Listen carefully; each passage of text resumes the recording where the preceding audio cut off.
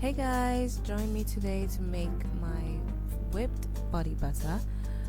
And first off, we're gonna measure out our foundation ingredients, which is also the phase A ingredients. And right now I'm adding in 137.50 grams of Kokum butter. Now Kokum butter is very beneficial for the skin. It is anti-inflammatory, soothing, it's rich in antioxidants thanks to it having vitamin E. Kokum butter also has natural healing abilities, which means it promotes turnover of skin cells. This is very good, particularly when you have acne, hyperpigmentation scars. Kokum butter is also non-clogging, it's non-comedogenic, which means it's not going to clog your pores, making it another great addition for people with oily, acne-prone skin.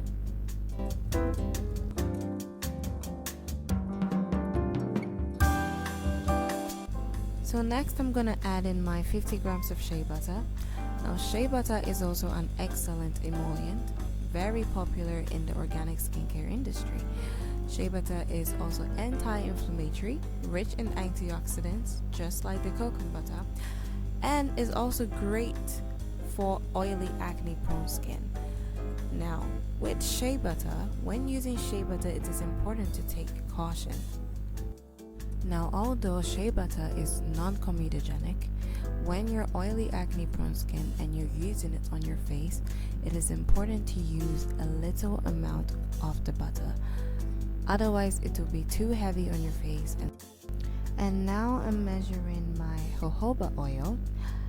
I chose jojoba oil because it's very lightweight on the face. It is almost similar to the skin's natural sebum.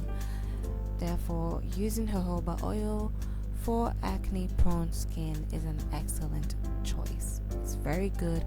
It's also anti-inflammatory. It's very soothing on your face. And so I'm adding in 57.50 grams of jojoba oil. And now our phase A ingredients are ready for heating. So I personally use the double boiler method to melt down my butters and oils. As you can see, I stir it a bit just to make sure that they're melting properly and evenly.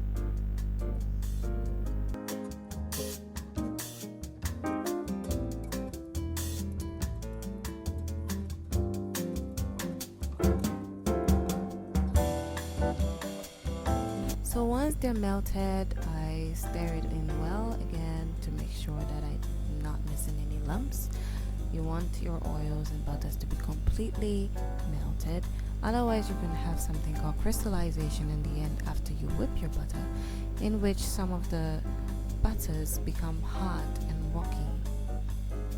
So now I'm gonna pour out my butter and oil mix into a sterilized bowl. Please do realize that I sterilized all my equipment before starting this whole formulation.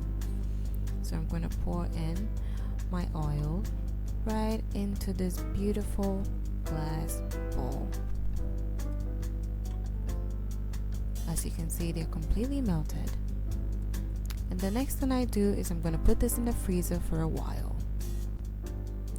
Now once it is hardened and I like the texture, I'm gonna go ahead with my hand mixer and I'm gonna whip this butter. So what happens is, whenever you're whipping butter, it multiplies. Not necessarily in the sense that it's increasing in butter, it's because there's air introduced in the butter. So it makes it bigger, it makes it look complete and fuller. Just like you're making whipping cream. So as you can see, we started off with a very small amount, but due to the air being introduced to this, it is now looking like a lot of butter. But in the end, you see how very tiny it is because I'm making only 250 grams of butter today.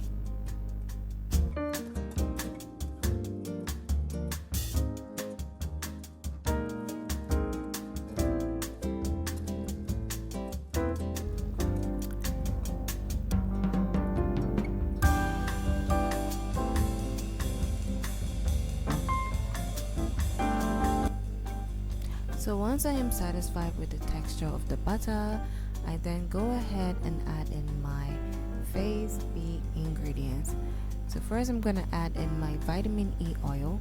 Then I'm going to add a few drops of tea tree oil into this butter. Now, tea tree oil has a plethora of benefits for the skin. It helps control your skin's oil production, which is particularly very good for oily acne-prone skin. It's also anti-inflammatory, and it has healing properties. This oil has the ability to actually heal acne scars and rashes, so many things. However, whenever you're using tea tree oil, if you want to apply it directly on your face, do not apply it directly on your face. Always dilute tea tree oil with another carrier oil. Otherwise, you can have skin irritation, you can have burns. It's just better. It's always advisable. In fact, it's a must. It's a must to dilute your tea tree oils, any essential oil for that matter. So now that I'm done, I've packaged my butter and I'm good to go.